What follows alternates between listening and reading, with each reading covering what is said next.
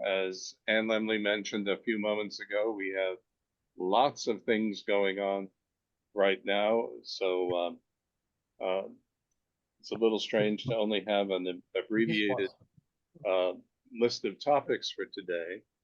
Uh, but I did think that the ongoing conflict in the Mideast merited some attention.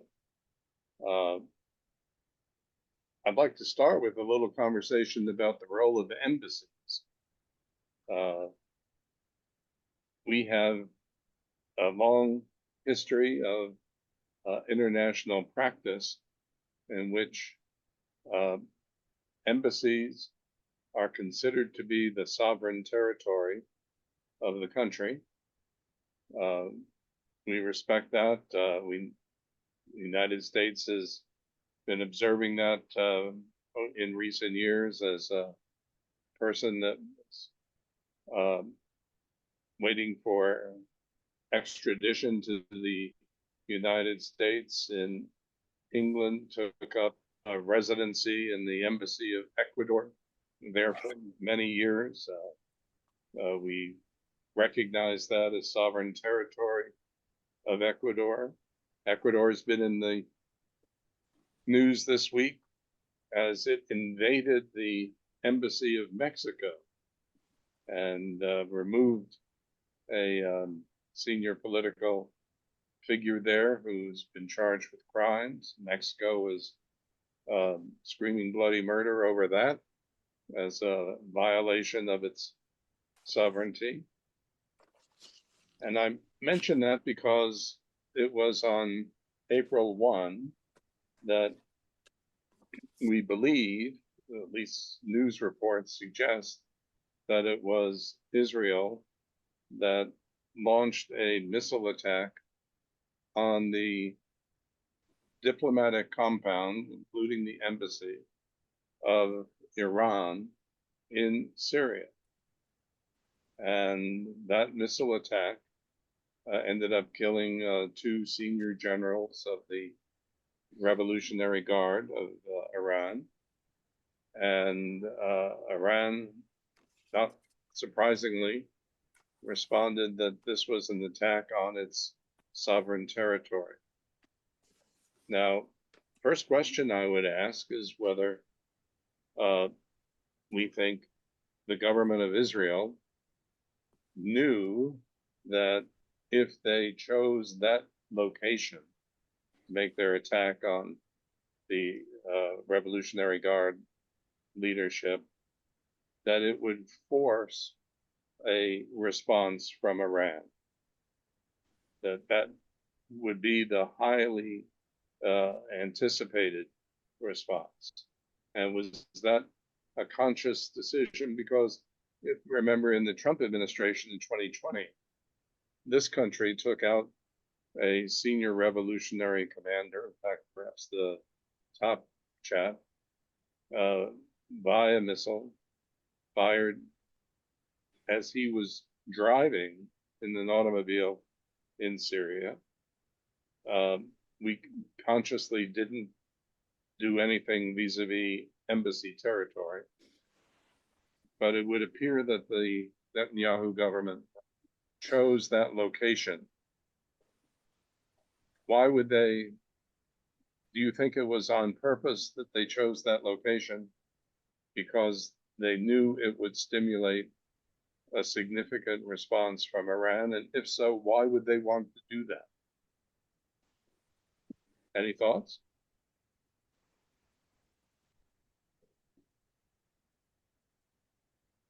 John Minikis? Seems to me they chose that location because that's where they got the generals and everybody together in one place. They knew they would be there. I don't think it had anything to do with it being an embassy or not. Well, normally you might say that's a reason why they might not do it, because generals do find themselves together in other circumstances. But to make an attack on an embassy compound is clearly a violation of sovereign territory, and doing that against the Iranian embassy, it would seem to me was done with full knowledge of it, stimulating the kind of, or some kind of response. Nina or David? I think that's too conspiratorial as a theory. Okay. I think it was just a target of opportunity where they knew they were there. Okay. These guys have been firing off at each other for years. But Yeah. typically, they've been aiming at proxies rather than in the homeland or in a consulate.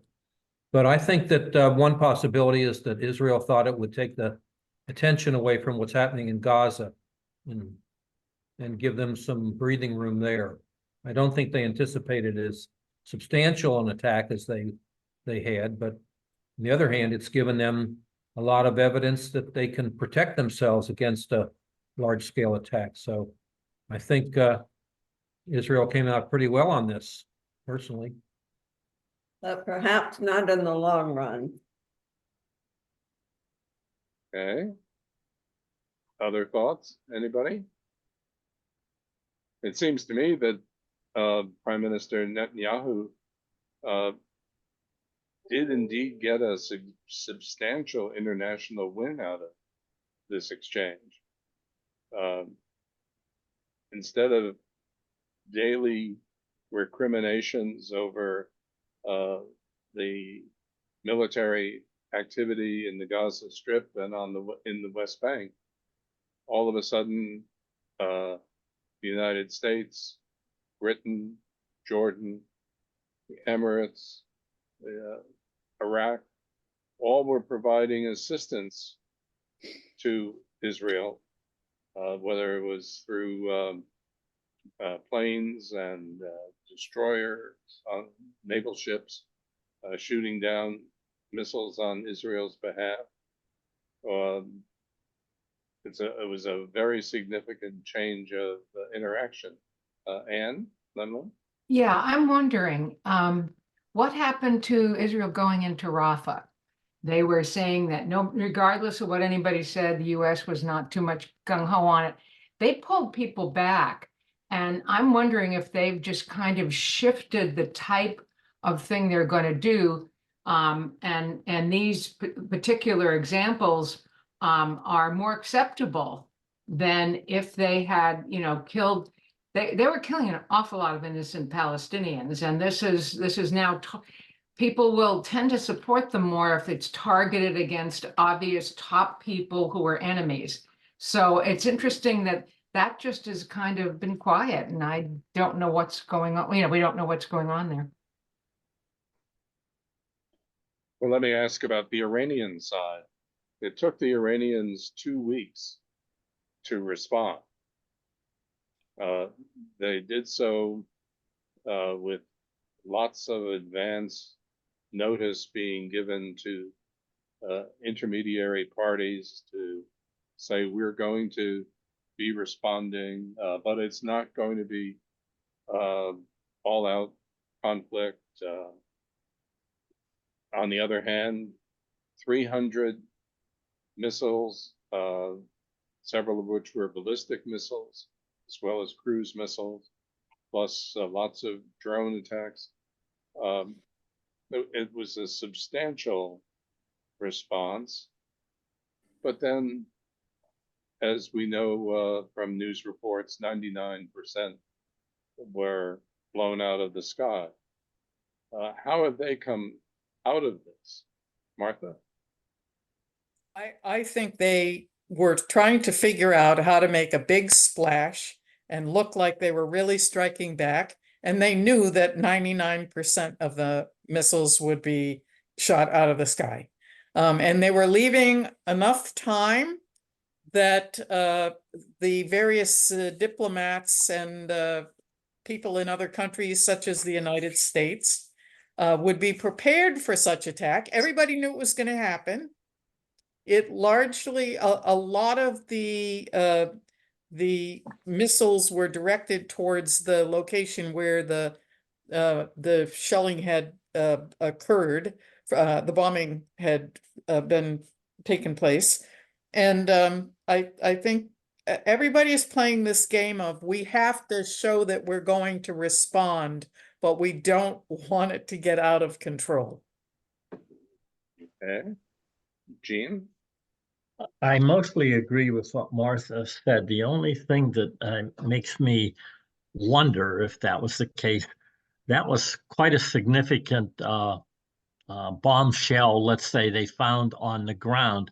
And that easily, I think easily, could have hit a place where there were civilians or whatever in Israel. I mean, I think everyone saw the picture of that metal tube. I mean, it was amazing. If it hit a building, it would have brought it down and kill a lot of people. I kind of go where I think maybe John Minick was saying this. Khomeini, I mean, the Iranian leadership is crazy, and they needed to show a response. And I think we saw a lot of it, and probably staged, but dancing in the street and how happy everyone was that they went after Israel. And then you have, my word for it, crazy Netanyahu and the ultra righties on his side, having to show that they're strong. I mean, we really have some, my words, piss poor leaders trying to find peace as they go after and try to kill each other. It's pretty sad. So I think it's egos and a lot of other history and some other things rather than this was so well planned and they let everybody know about it and you can shoot our missiles out of the sky. It's hard for me to think that. I think that had more dancing in the street if they had killed some more Israelis. Okay. David and Nina, I saw a hand up there. Well, maybe we've said enough about this, but you know, if Iran was really serious about wanting to hurt Israel, it would energize its proxies. Hezbollah, in particular, has over 100,000 missiles. And that they're close enough to Israel that there wouldn't be probably much time to respond like this did, where they had hours to respond. So I think they're just trying to send a, say, we're not going to take this, and we'll let you. This is symbolic, and do it again, and maybe we'll up the ante. Okay, Alan? Well, unfortunately, I mean, I don't want to be excessively conspiratorial, but it really has appeared for a long time, ever since Netanyahu appeared before Congress in 2015, that his interest, his belief is strong American action against Iran, particularly to limit its nuclear power, is really what Israel was most interested in. And so I'm afraid that since he has control of a lot of the actions, that and encouraging the election of re-election of President Trump, that those may be the driving forces behind Netanyahu's choices in this matter. Again, I don't think that's a proven matter, and we can hope for more rational calculation, but there is a certain brutal calculation that goes along the lines that that's what his version of Israeli policy has been for something approaching 10 years now. Gene Yeruzzi mentioned the potential problem of leaders of countries taking actions that may appear to be appropriate in the immediate, but have unforeseen long-term consequences. I was interested that over the last several days, we've seen a number of commentators referring to Barbara Tuchman's famous book, The Guns of August.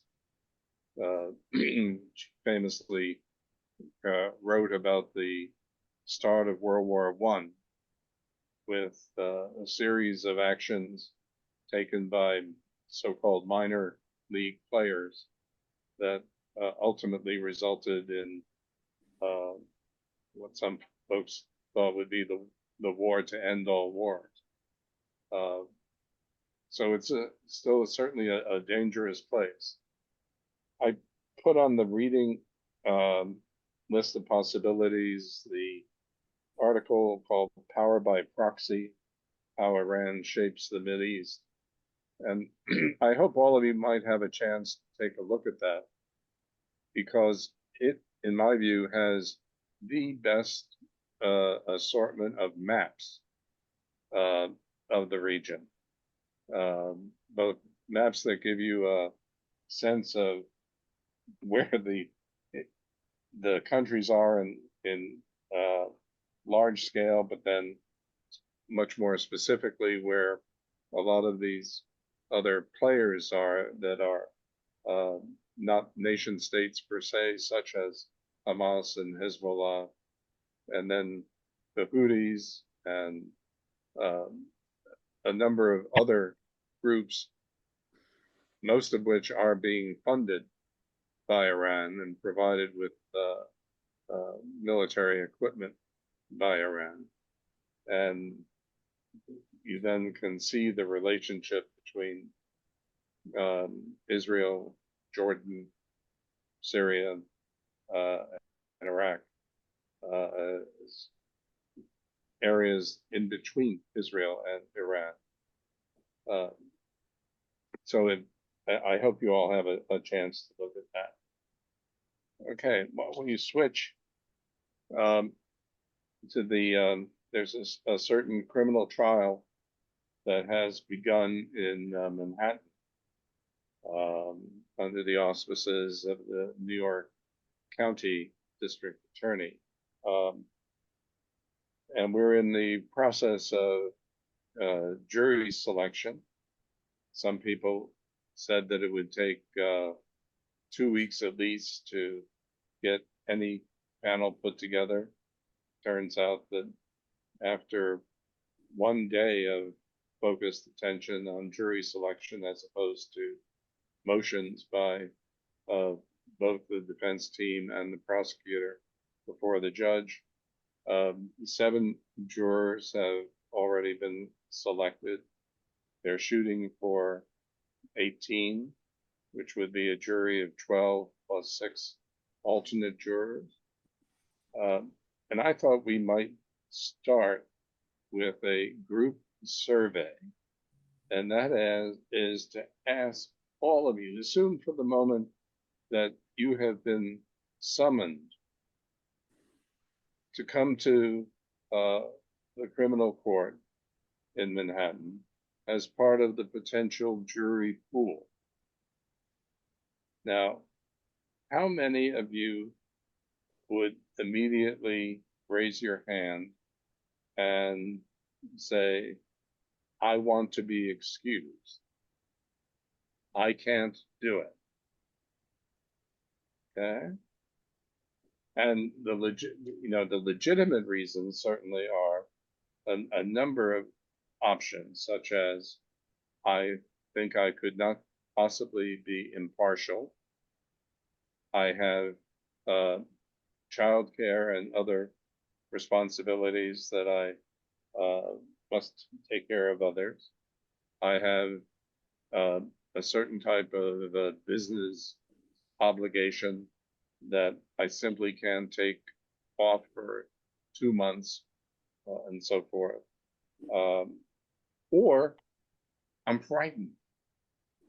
All of those I think might be possible.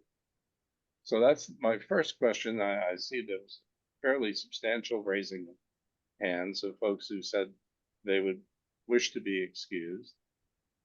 Of those who, let's flip the question to the other side of it.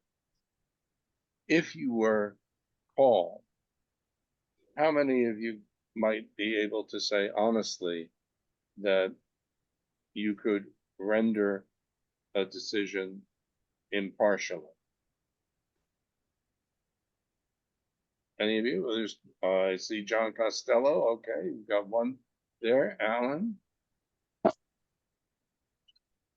And what would you tell the prosecution staff and the defense attorneys in voir dire why you think you could be impartial? John? Yeah, well, I just think they really have to prove that Trump knew what he was doing and that was directly involved. I think it could be proved, but I don't know that it will be proved by the prosecution. Okay.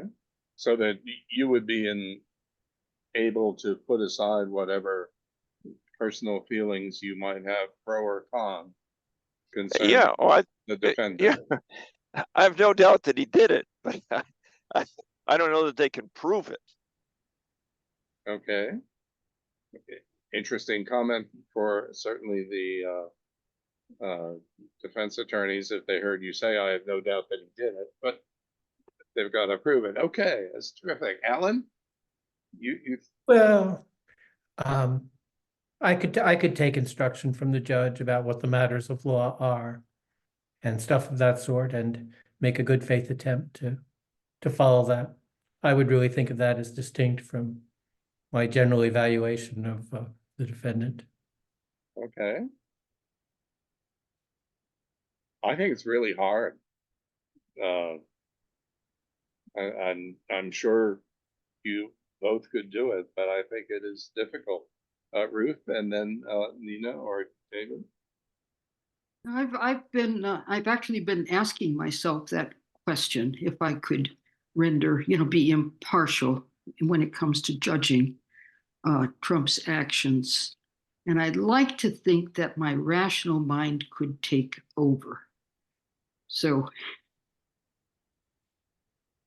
I couldn't answer your first question because I'm still on the fence about it, whether I could or couldn't, but I would think that my rational mind could listen to the logic of the arguments and make a judgment.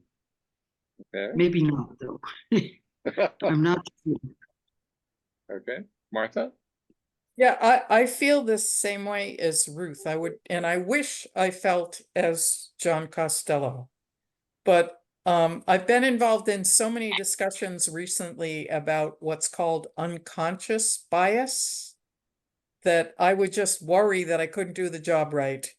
And therefore, I don't want to put myself or anybody else in the position that I can't do what a juror needs to do. How many of you, if I might ask, have had the experience of serving on a jury? So I mean, a good number. Has that experience affected how you respond to this question? I see David's got his hand up, so let me go there. For me, no. I don't think I could be impartial. I'm completely gone on this guy. I couldn't be a fair person in this. But I would just want to say I'm really surprised that they could choose 7 jurors on the first day. That was a big surprise. I think that surprised everybody. And evidently both sides have used a lot of their uncontested, whatever they're called, where you can get rid of somebody without cause. So that's peremptory. So I think it's actually going to go faster in the future. And I think it's one thing that scares the devil out of me is that there are a lot of these influencers who are online who are trying to encourage people to lie and to say that they could be impartial and promise essentially to vote in favor of Trump to hang the jury. And I think that's really scary. Okay, thank you. Anne, you're next. I know that I could not be impartial. I loathe him. Okay. John Neckus. I think I could be impartial with respect to Trump because I know both sides of him, but the reason I couldn't be impartial and why lawyers aren't selected for juries, and that's why I've never served, is that I have doubts about the substance of the underlying case against him. And that is not something for a juror, and therefore I really wouldn't be in the pool for that.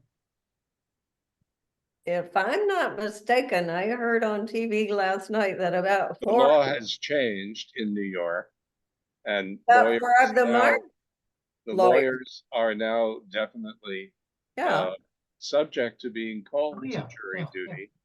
And in fact, judges have been called for jury duty. And of the first 7 who have been selected for this jury, there are 2 attorneys. So think of that. What does that do? And here I asked the rest of the group because I don't know the answer to it. I saw in one report that the foreman of the jury has already been identified. And I honestly don't know the process for that. I thought in many circumstances, the jury selected their own foreman. But in this instance, was it the first juror selected? And is that the standard process now in criminal proceedings? Carol has her hand up. I served on a jury a number of years ago, and I was the second person selected for the jury. The first person was the jury foreman, but during the course of the trial, which was somewhat lengthy, that person had to be excused because there was some conflict of interest, and I became the foreman.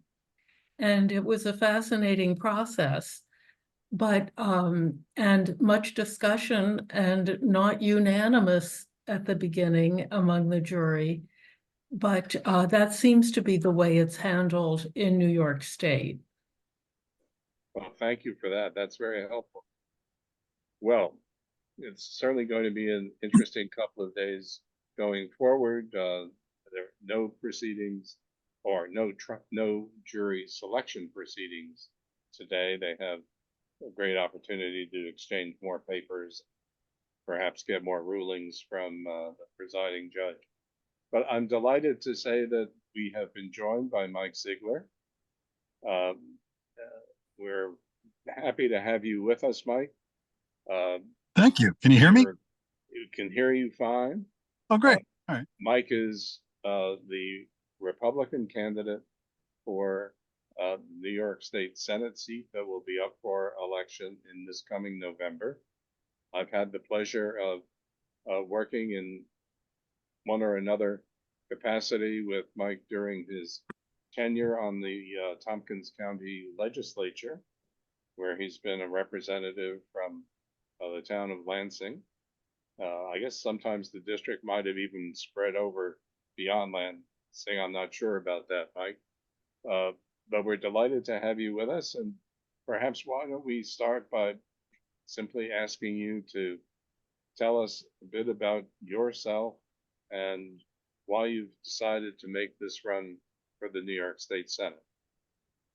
Sure. No, I can give you a quick summary. Again, my name is Mike Sigler.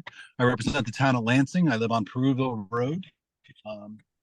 And I have 4 daughters, anywhere from 19 years old all the way down to 1 year old. Hazel came into the world about a year and 2 months ago. So that's our newest addition. Beyond that, I went to Northeastern for my undergraduate. I went to Columbia University for my graduate. I moved up here for my first on-air television job about 25 years ago. After 9/11, I decided to run for office, and I ran for New York State Assembly against Barbara Lifton. I lost. She got 58% of the vote. I think I got 42%. I say because it was, could have been 42, could have been 41, 43. It was right there. So I thought that was a pretty decent race, but it was pretty clear, that was the year Pataki had won. It was a governor's race. So if I couldn't win with Pataki at the top of the ticket, I didn't think that there was much chance going forward. And from there, though, I did run for county legislature. I won in Lansing. Then I ran again after 4 years and I lost by 7 votes. And then I came back 4 years later, I ran again and I won by 33 votes. And I tell people we were literally pulling people off of tractors in that race to get them to the polls. And then I ran again and I won, and I ran again. And then every time I ran, I kept winning by a little bit more. And now the people seem to like me up there. So that's where I've been. On the county legislature, I think I'm a pretty reasonable person. I don't, I'm more concerned about my constituents, and I don't really care too much about the politics of it. If it's good for the town of Lansing, then I'm pretty much for it. And a lot of things have hurt Lansing in the past. We are the only town, for example, that's under a natural gas moratorium. And you may be against natural gas, but it certainly puts Lansing at a disadvantage statewide to try to get any kind of industry in. I would have liked to have seen maybe we get a cut in, let's say, electricity prices so that we can at least have a hook to get some new industry in. That has not happened yet. Something we're still working on. We did have our power plant close. That was a big hit to us. That was about $160 million. Our other big employer really is the salt mine, and I find myself constantly kind of defending them as well. So those are the big things for the county. The county, I think we've done some good work this year. For example, we put in the rapid medical response. We found that there were big holes in our emergency response. It's just very difficult to find people to work EMS now, just as it is to find firefighters and things like that. We've put that in place, which was great. We are working on putting in a mental health facility up at the hospital. We allocated about $1.5 million to do that. We're working with Cayuga Medical, and they're investing a lot. It just seems to be grinding very slowly. So I do have to actually call Marty Stallone this week and see kind of where we are with that. Big hit this year was the detox center. We opened it to great hopes. That has they could not find staffing in large part because they weren't offering their nursing enough money. I had asked Stacy kind of what they were offering, and it was between like 40,000 and 60,000. And that's simply not what nurses get paid anymore, especially if you're talking about a nurse that has some experience, which you need in a detox facility. So we will try to partner that hopefully with someone and get that reinstated, because I think every county needs a detox center. It's certainly the opioid epidemic has really taken hold of our communities. And, some people say, yeah, but we treat them and then these folks just come back. And I go, yes, and they're going to come back over and over and over again. But that doesn't mean we don't do it and we don't try, because eventually you hope that the person will be rescued from that situation. So those are the big things kind of going on right now. The county will be headed into budget season. We're going to have our first budget meeting at the end of April, and that's kind of where we set what our target is going to be. People have been really hit, as you know, with the assessments this year. Everybody seems to want to live in Tompkins, and it's really driven our housing prices up quite a bit, which has been reflected in the assessments. If you do see your taxes go up, do not blame your assessor, though. Blame your elected officials, frankly, because when the assessment goes up, we should be lowering the tax rate. And that's what we have as a county. But your school taxes are still your number one tax, and that's what's the next vote is coming up. And that's about it. With that, I'm open to questions. And is there anything I didn't say about me, Hank, that you have a burning desire to know? I can answer it. Oh, I can go with a couple of different questions, Mike, but let me ask you to start telling us a bit about what your role might be in the New York State Senate if you were elected, okay, and why the Senate position is attractive for you. Right. I think the biggest problem that Albany has, it's been a consistent problem. I think Andrew Cuomo would have wiped out counties if he could have and just had everything kind of funnel through the state. I would actually go in the reverse of that. I would start block granting a lot more money from the state to the counties. I mean, the counties are, for what you pay, the counties do an extraordinary amount. Your DSS is run through the county, your health department, all of that is county services. And when the problem is the state, they keep mandating more and more of the counties, and the only place for the county to go is your property tax. We have sales tax too, but we don't control that. Whereas with property tax, we can control it. And what the state keeps doing, I mean, the state is touting right now, well, we've lowered your income tax to the lowest level in however long. Well, yeah, because what's happened is they've really kind of shifted the focus down to the counties made the counties pick up more of the weight, and then the counties have to pay for it through their property tax. And that's kind of what you've seen going on. I mean, they had put in a tax cap of 2%, and yet your property taxes have gone up significantly more than that 2%.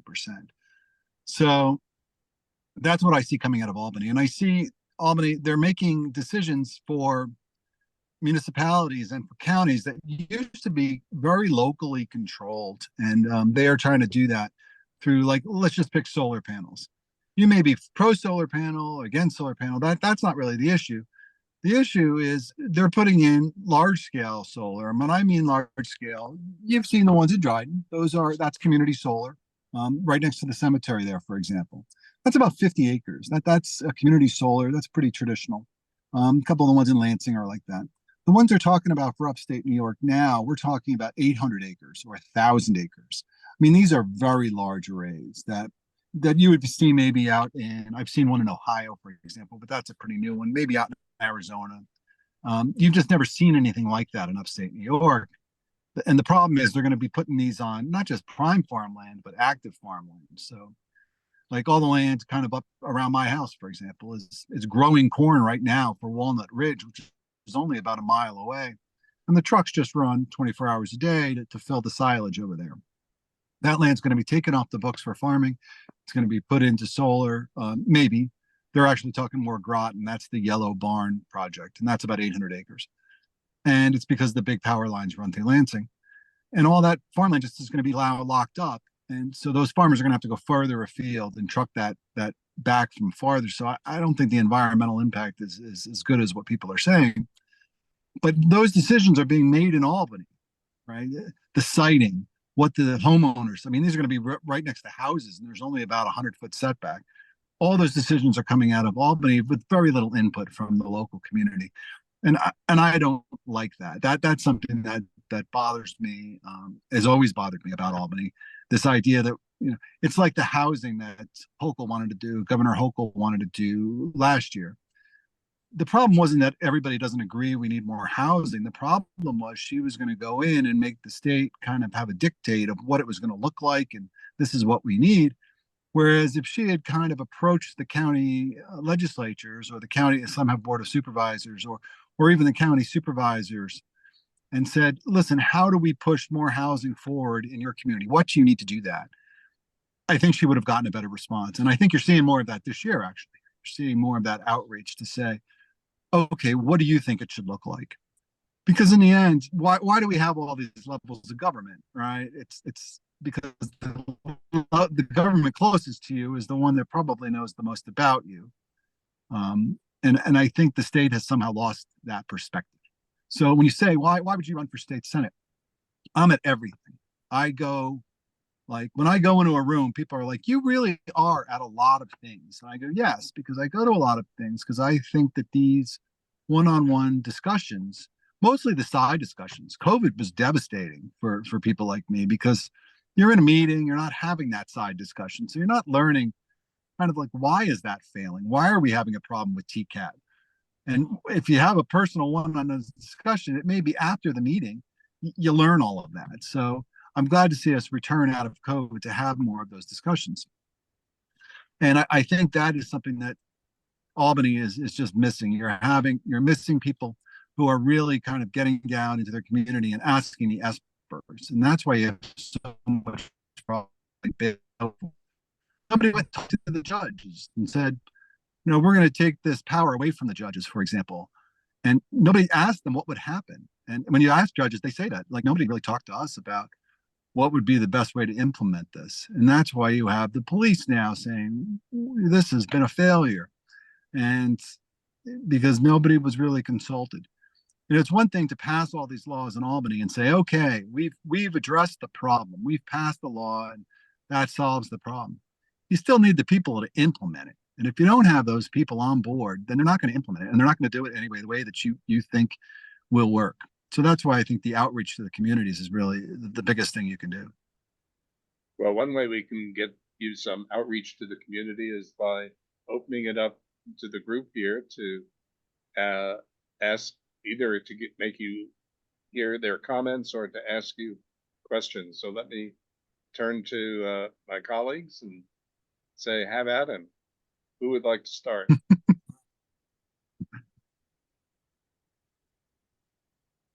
Everybody at once. Ruth, let's start with you. Thank you. Okay. Mike, thank you. Your positions on large scale solar on productive farmland and state mandates seem very reasonable to me. How do they differ, do you know, from those of your opponent, those positions that your opponents might take? To be honest, I haven't heard much from my opponent on that issue. So, I mean, she has gone to a lot of farmers markets and things like that. I've seen her go into those, so she's definitely talking to some more of the cottage industries when it comes to farming. But I don't know how much outreach she's actually done to some of the larger landowners and things like that. I mean, clearly, a lot of people like solar. They're very pro solar, but I think that there's a lot of trade off when it comes to farmland. And a lot of that has to do with the siting. It's one thing to say we're going to put solar on land that's not productive. I don't think very many people would be against that. But when it's productive farmland, that's kind of the big issue. But no, I haven't heard her really weigh in on the issue yet. Okay, thank you. Charlie, let's go to you next. My question is, how do you solve New York's energy problem? I mean, if you're not going to have large scale solar, how are you going to get electricity generated? Right. So really where you need the electricity is downstate, not upstate. Upstate New York is actually one of the greenest places in the country, in large part because of Niagara Falls. So Niagara Falls provides about 98% of our upstate electricity. The problem is Albany, what it keeps doing is it keeps saying we're going to increase demand, and they're not bringing any new sources of power online. So it's kind of like with natural gas. They say we don't want to use natural gas anymore, so they've stopped fracking. Okay, I mean that's fine. Let's put that over there. So we're not producing any new natural gas, but it doesn't mean that we've stopped using natural gas. We use more now than we did 5 years ago. We have literally just put it out of state. We've offshored our natural gas production, and frankly, we've offshored our electricity production. The closing of the one nuclear power plant downstate, that took 2,000 megawatts offline. And so now, how did they make that up? Well, they made it up by using natural gas in Pennsylvania and bringing the power into New York City. We actually increased our carbon footprint. Now, a lot of people don't like the word nuclear. I mean, I was born in '69, so I was about 5 years old when 3 Mile Island happened. I mean, I was young and I was in school, and I remember that. I mean, I remember it being on television. But that was 50 years ago. It was in my lifetime, and that was a control system issue. And we do nuclear better now. Is what I would like to convey to folks. And the fact that you have nuclear waste is not the same as pollution. And nuclear, I think, can be done safely. We have SMRs, small modular reactors, that you can do a 50 megawatt reactor, and you can link these together all the way, I think, up to 600 megawatts. And they're nice because we can hook those right into the grid that we have currently. We don't have to build out the whole grid to kind of service these. I think that can be done safely. And I think the thing that we always forget, not we, but the thing that seems always forgotten in Albany, is that the electricity still has to come from someplace. You can build all the electric cars you want. You can put heat pumps into every house, but you still need the electricity to run it, and where it's coming from. Upstate New York, again, Niagara Falls is great, but if we keep increasing demand, that electricity has to come from someplace. And so same thing with New York City. And I frankly, if we're on the kind of timeline for climate change that people are talking, nuclear really is the only way to go. I don't really see very many other options. So I think that that's a path that the New York State should take. Thank you. Thank you, Mike. Nina and David. Mike, hi, how are you? Thanks for meeting with us. Good. So if you're No problem. elected to the Senate, do you have a list of legislative goals that you are hoping to initiate? I mean, my legislative goals right off the bat, I mean, we have some major problems. A lot of it is to retract some things or reevaluate some of the laws that have been passed in the last, say, 5, 10, probably the last 5 years. Let's take bail reform, for example. We can either get rid of bail reform, or we can look at what hasn't worked in bail reform and change that. And I think not everybody's on board with that. The legislature's not, but it seems like Governor Hochul is. She's trying to make some small changes. The biggest change you have to make there is giving judicial discretion back to our judges. I mean, the judges really are the first responders when it comes to, we brought somebody in, this is what they've been accused of. Sometimes, I mean, I've talked to our local judges. I mean, sometimes it's a matter of just sending somebody to the jail just to kind of dry out a little bit, to kind of get them stable emotionally, and then figure out from there what we're going to do. That's why it's critical to get this mental health facility up and running in Tompkins County. So that would be a big legislative push for me. I see a mental health crisis in this country that I've never really seen before. I mean, some people can say that, oh, it's always been there. It's just, it hasn't been brought to the forefront. I don't know. I don't think that's true. I see a level of mental health just out in our own community that we are not equipped to handle. And some of that has to do with the drug issue. Some of that has to do with the opioids, but some of it is just untreated mental health issues. And so that would be a priority for me at the legislature, is to get that funding flowing down to the states. Because we say we're funding it, but it doesn't seem like it's getting all eaten up by administration in Albany, it seems. Because when you talk to the mental health providers, when you talk to the detox center right there in Tompkins, and they're offering 40 to 60 because that's what the state is dictating, that's a disconnect that has to be fixed. So that would be a priority for me as well, is how do we address the opioid crisis? How do we address mental health? But then you have some big ones that are hanging out there, like the migrant issue. There's absolutely no way the state should be pushing that down on the counties. The counties simply don't have the funding to Tompkins County, for example, said, well, we could maybe take in 50 migrants. We didn't have the room for 50 migrants when we said that. We didn't have any way to kind of handle even 50 people, right? That's incredible that we don't have the kind of capacity to do that. But that tells you how much we have 120 people living homeless in the jungle right now that we are trying to address at the county. We're going to build our shelter bigger. But that's just it. The county is spending the money to build this shelter bigger. And it's, we really need the state to come in and address some of these issues that you're feeling kind of in your everyday life. So that we've dealt with crime, we've talked about the migrant issue, and we should also talk just about the everyday costs. I mean, upstate New York, I went on vacation someplace and somebody said, be careful, it's really expensive there. And I went to the store and I'm like, this is upstate New York.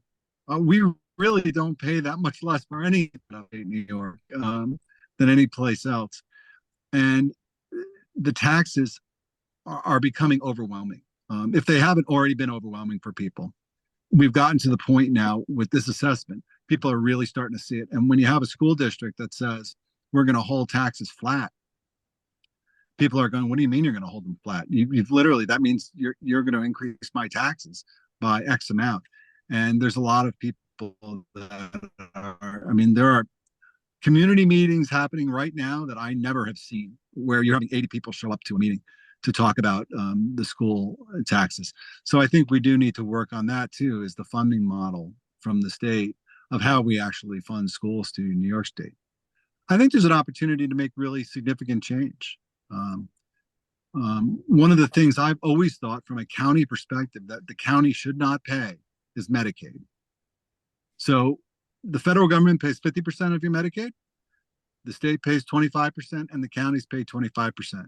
If I'm elected to the legislature, I would like to change that. That will be a very tough lift, but that's something I think should be done. There's no justification behind the county. We're one of only 2 states in the country that does that, and I think the other state, it's nowhere near a 25 split. It's I don't even know what the percentage is, but it's much lower. It's a real burden. It's the #1 mandate on the counties. Hey, but make a deal with the counties too that says, hey, if we take this over, you're going to return this money back to the taxpayers. Don't just give them free reign of that much money. Okay. Great. Gene Urisi. Well, Mike, you just hit on something that when they talk at least locally with our budget, that how much of our budget is mandated from the state. Certainly one of the biggest items is Medicaid, which you just said. So that is mandated. We do have a heck of a time. We also probably spend more dollars per student, and our local taxes are high. So if you're going to go to the state, there's only so many peas in the pot. Are you in favor of raising our state taxes, or do you think we can get all of this so-called savings by efficiency, so to speak? So how are you going to do it? I think you have to go through the budget and really decide what your priorities are. It certainly seems the budget has gone from 179 billion to 244 billion in the course of 6 years. I mean, that's an incredible amount of money. I mean, that we're talking a budget. The increase is the size almost of certain large states. And I don't think that we've seen the bang for the buck. I don't think that you've seen your life improve $70 billion worth in New York State. So I think you do. You have to go through the budget and make sure you're going to cut some things, but prioritize what is important to people. And that's kind of like why I come to a meeting like this. What is important to you? What do you think needs to get done? I mean, there's a lot mandated by the state, but the county certainly, if they just keep pushing it down and hiding it into the property tax, and then say, well, the county's to blame. I mean, frankly, should schools even be funded by the property tax? That's a good question. Because, and if that means you shift more onto the income tax, which is a much fairer tax, you're going to have to explain that to people. And I don't want to get bashed in a commercial that says, oh, Mike Sigler, he's for raising your income tax. Because what you do is you got to save it on the property tax then. Because that's really the one I think people, they're looking at their property taxes and it's like, I'm renting my house from New York State. And that's a bad situation to be in. I mean, there are states that do without an income tax. So where do they get their money from? I mean, they're getting it from fees and things like that. Is that the model New York State wants? I don't think so. But an income tax, I mean, that's a fair way to do it. What is the percentage now? But you really need to dig into the budget, say, what's your priorities? What are we willing to spend money on? Cut the things that aren't working, for example. I mean, I don't know how much there is, but they're out of a $244 billion budget that has zoomed up that much. Where did that extra $70 billion go? So that's what I'm excited to do, is kind of dig into the budget and see what are New York State's priorities. Okay, thank you. Lorraine. I have another add-on just to that, if I may. Okay. Let's do Lorraine and we'll come back, Gene, to you. Okay. Okay, I just have one question about an issue that's near and dear to my heart. There has been a bill sitting in Albany for medical aid in dying. It's been sitting in Albany for a few years now and has yet to come up for a vote even. And I was just wondering if you have any position on that issue of medical aid in dying. So I don't have a moral issue with it. I have a how do we put it into practice issue.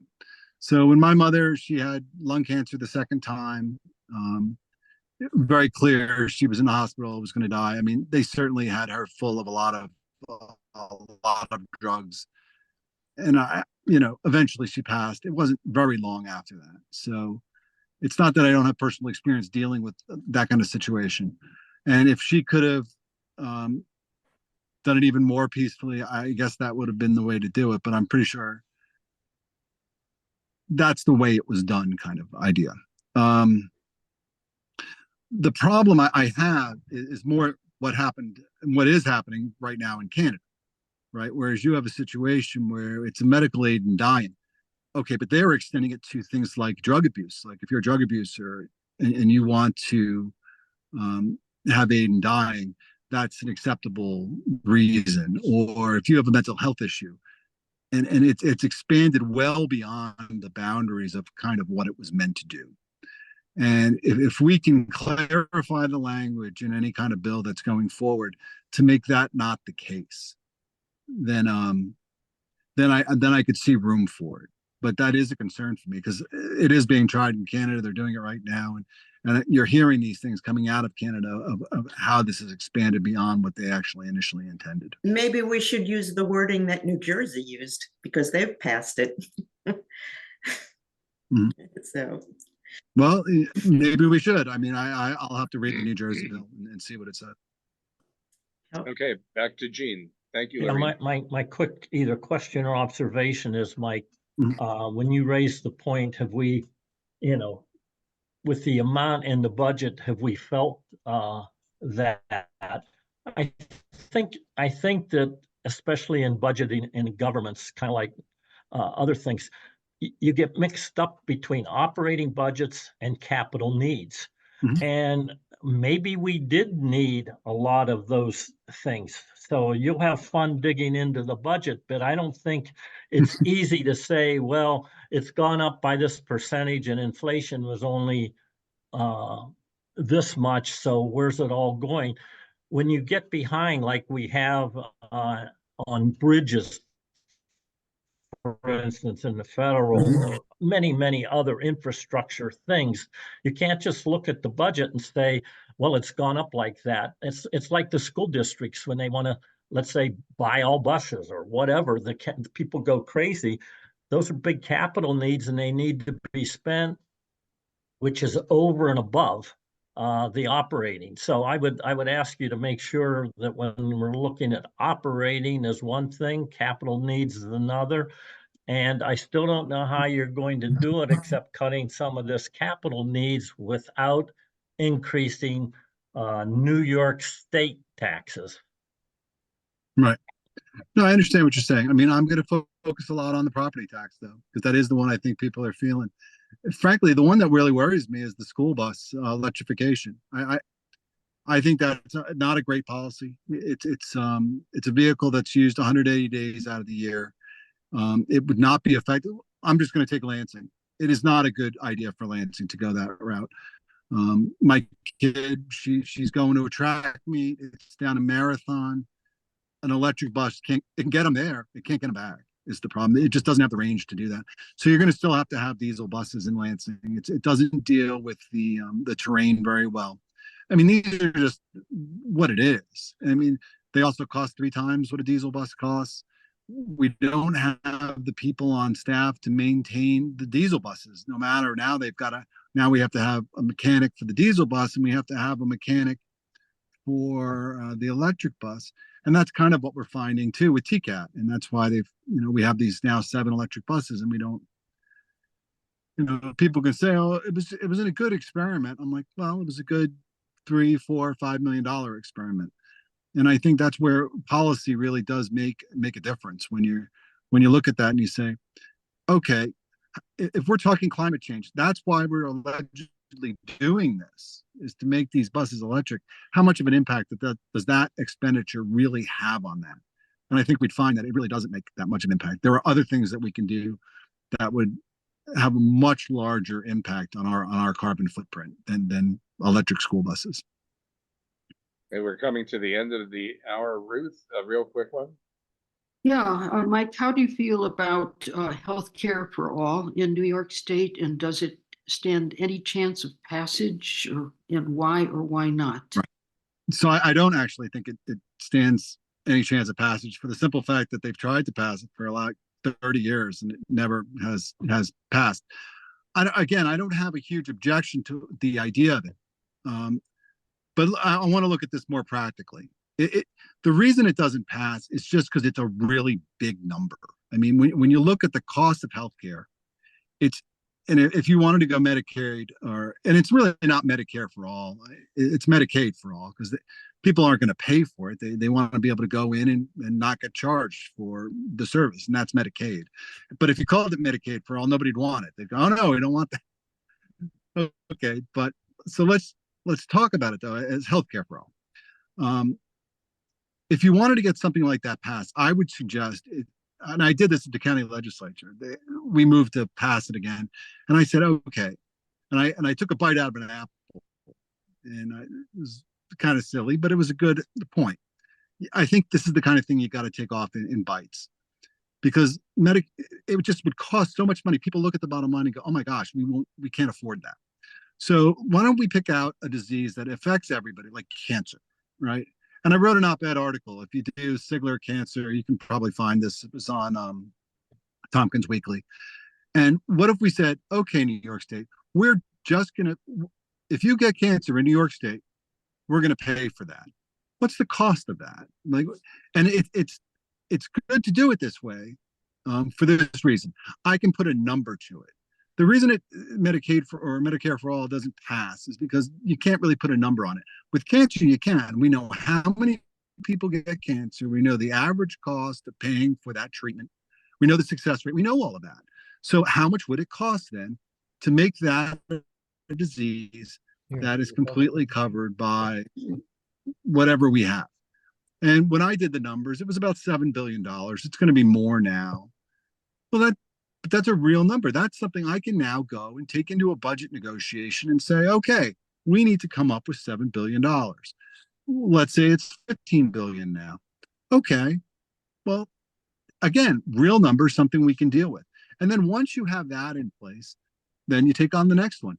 Frankly, so we had a baby, like I said, in January. We went with a midwife. Everything was going fine. We eventually had to go to the hospital, C-section, $35,000. But I have good insurance. But if I didn't, that would be a $35,000 expense. Maybe that's the thing you got to look at too, because that wouldn't be that costly, frankly, right? We want more babies. We want healthy babies. Maybe that should be the next thing or maybe that should be the first thing, and just take it off in chunks as opposed to trying to do everything at one time. And I think if you did it, you'd probably get there quicker than if you just kept trying to push this one thing and saying, we're fighting for you. Well, I'd rather not just say I'm fighting for you. I'd rather get the thing done. So. Well, Mike, we thank you very much for being with us this All right. afternoon. I made Ann Lenley laugh. Thank you. Let me just quickly ask, is there any quick thing you would like to end with that you'd like to tell us that you didn't have a chance to mention? Yeah, I mean, I look at this and I look at New York State, and it's I don't really look at the politics of things, to be honest with you. I look more. So why do I get elected in Lansing, even though Lansing it's primarily Democrat? I mean, there are more Democrats there than Republicans, but I get elected anyway. And it's because I think I put my constituents first. So I put Lansing at the top, and then the county is second because that's, the next constituency I have. But I never lose track of the fact that Lansing is the one that puts me in office. And that's what I would like to convey to you is I don't really care what party you're in. And I don't care even if I agree or disagree with your idea. I mean, you may have a better idea than I did. I mean, sell it to me though. Like, give me the reason that this is a better idea than the direction I think we should go. And if you do that, then yeah, I mean, I don't have an objection. And I'll tell you what the stumbling point is. Of where that bill, why it's getting hung up. But I would consider the 52nd district then would be my constituent. I mean, I'm going to put them first, and I'm not going to put, the whims of Albany, for example, the higher cause. I'm going to say, no, how does it affect the people in the 52nd district, and how does it make your life better? And if it doesn't fail if it fails those tests, then why would I move forward with that? Okay, well, So Mike, that's what I'd like to leave it with. Thank you very much for being with us this afternoon. Appreciate it. Here, All right. Well, thank you for having me. It was a lot of time. So. And let me just ask David, you're in charge of the upcoming weeks. Yep, I'm your friendly facilitator for the next 2 weeks. So please send me things you want to discuss. And just give me a little time. And if you're suggesting something and you have an article, a link to something, send that along with a suggestion, and we'll have a lively time for the next couple of weeks. And I want to thank Hank for his service. It was really terrific, so thank you, Hank. Okay, good seeing you all. Take care, and thanks again, Mike. Thank you. Have a good day. Thank you.